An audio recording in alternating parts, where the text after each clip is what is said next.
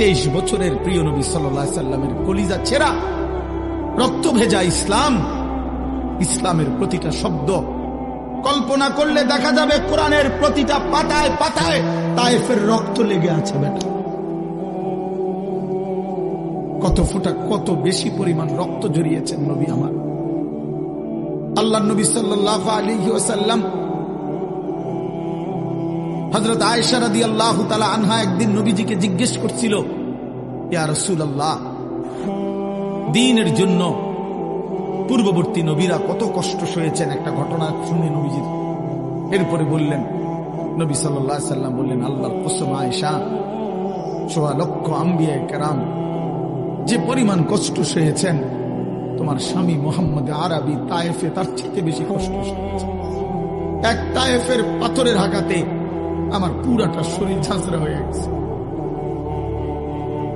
আমার একটা পাথর মারে নাই, দুইটা পাথর মারে নাই।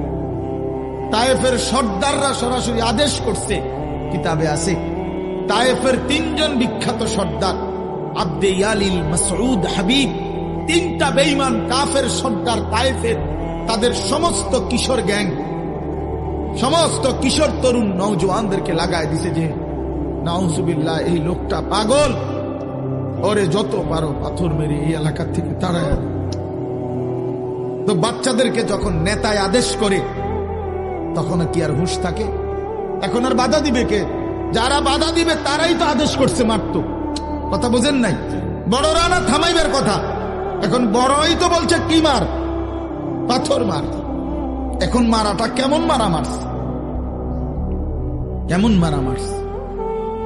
হযরত মাওলানা তারেক জামিল সাহেব ওনার বয়ানে বলছিলেন, নবী সাল্লাল্লাহু আলাইহি সাল্লামের মক্কার জীবনে সবচেয়ে বড় শত্রু যারা ছিল, বিরোধিতাকারী, তন্মধ্যে অন্যতম একজন ব্যক্তি ছিল উতবা, আবু জাহেল, আবু লাহাব। উতবা, এই যে উতবা একজন কাফের সর্দার, সিনিয়র সর্দার, মক্কার কুরাইশদের মধ্যে বড় লিডার ছিল, মৃত্যু পর্যন্ত যে নবীজির বিরোধিতাই করছে। বদরের যুদ্ধের দিন সে মারা গেছে, নিহত হয়েছে বদরের যুদ্ধে। এই উতবা কুরাইশ কাফেরদের সর্দার, সে আল্লাহ নবী সাল্লাল্লাহু আলাইহি সাল্লাম যখন তায়েফ থেকে ফিরে আসা, এই রক্ত মাখা শরীর নিয়া নবীজি তায়েফের সীমানা পার হয়ে একটা খেজুর আঙ্গুরের বাগান, মক্কার কাছাকাছি, মক্কা এবং তায়েফ কাছাকাছি, এই মক্কার সীমানার কাছাকাছি একটা আঙ্গুরের বাগানে ঢুকছে। নবী সাল্লাল্লাহু আলাইহি সাল্লামের দেহ মুবারক থেকে তখন রক্ত ঝরছিল।